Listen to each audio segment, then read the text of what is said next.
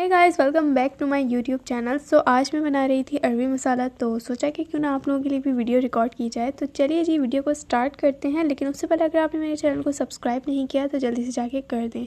यहाँ पे जी मैंने एक पैन ले लिया है, इसके अंदर मैं 3/4 कप कुकिंग ऑयल शामिल किया है। उसके बाद मैंने अरवियाँ लेनी है, ये 300 ग्राम्स है।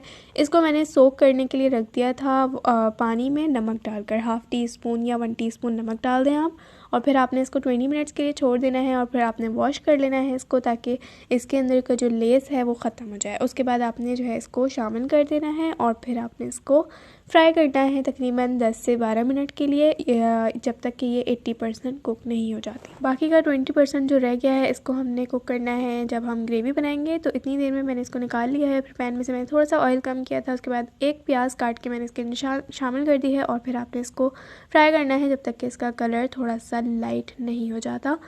और फिर हमने इसके अंदर शामिल करना है 1 टीस्पून ज़ीरा और हाफ़ टी स्पून राई दाना। ठीक है जी, इसके बाद आपने इसको जो है हल्का सा सौते कर लेना है 1 आध मिनट के लिए।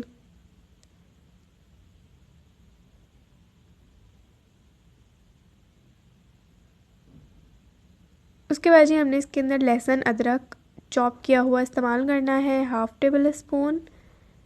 आप चाहें तो इसकी जगह पेस्ट भी इस्तेमाल कर सकते हैं। उसके बाद आपने इसको सौते करना है 1 मिनट के लिए।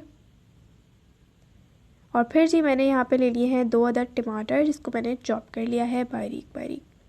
ठीक है जी, इसको शामिल करने के बाद आपने अच्छी तरह से इसको मिक्स करना है पहले, और उसके बाद हमने इसके अंदर कुछ मसाले वगैरह ऐड करने हैं। तो सबसे पहले जी जाएगा 1 टीस्पून लाल मिर्च पाउडर। स्पाइस लेवल आप अपने टेस्ट के हिसाब से रख सकते हैं। 1 टीस्पून नमक, या नमक भी अपने टेस्ट के हिसाब से रख सकते हैं। 1/4 टीस्पून हल्दी डालेंगे। 1 टीस्पून डालेंगे इसमें धनिया पाउडर। और फिर इन सारी चीज़ों को आपने जो है अच्छी तरह से भूनना है एटलीस्ट 2 मिनट्स के लिए।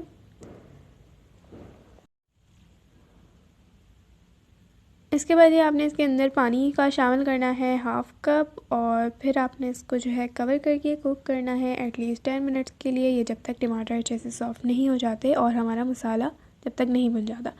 ठीक है, 10 मिनट में मसाला अच्छे से भुन जाएगा। फिर आपने इसके अंदर जो हमने फ्राई की थी अरवियाँ वो ऐड कर देनी है, और अच्छी तरह से इसको मिक्स कर लेना है। पानी ऐड करना चाहें तो अगर ज़रूरत है तो कर दें, नहीं तो स्किप भी कर सकते हैं, ये आपके ऊपर डिपेंड करता है। ठीक है जी, उसके बाद आपने अच्छी तरह से इसको मिक्स करना है।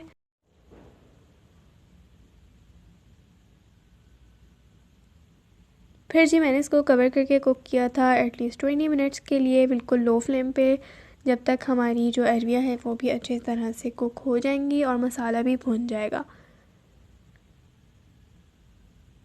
आखिर में हमने इसके अंदर ऐड करना है हाफ़ टी स्पून काली मिर्च पाउडर, और थोड़ा सा मैंने ऊपर से डाल दिया है हरा धनिया, और थोड़ी सी मैंने 2 से 3 काट के हरी मिर्चें शामिल कर दी हैं। उसके बाद आपने हाफ़ लेमन ले लेना है और उसको स्क्वीज़ करके ऐड कर देना है, और फिर आपने इन सारी चीज़ों को मिक्स करना है, और फिर आपने दम वाली आंच पर इसको छोड़ देना है 1 मिनट के लिए, जब तक ऑयल सेपरेट नहीं हो जाता।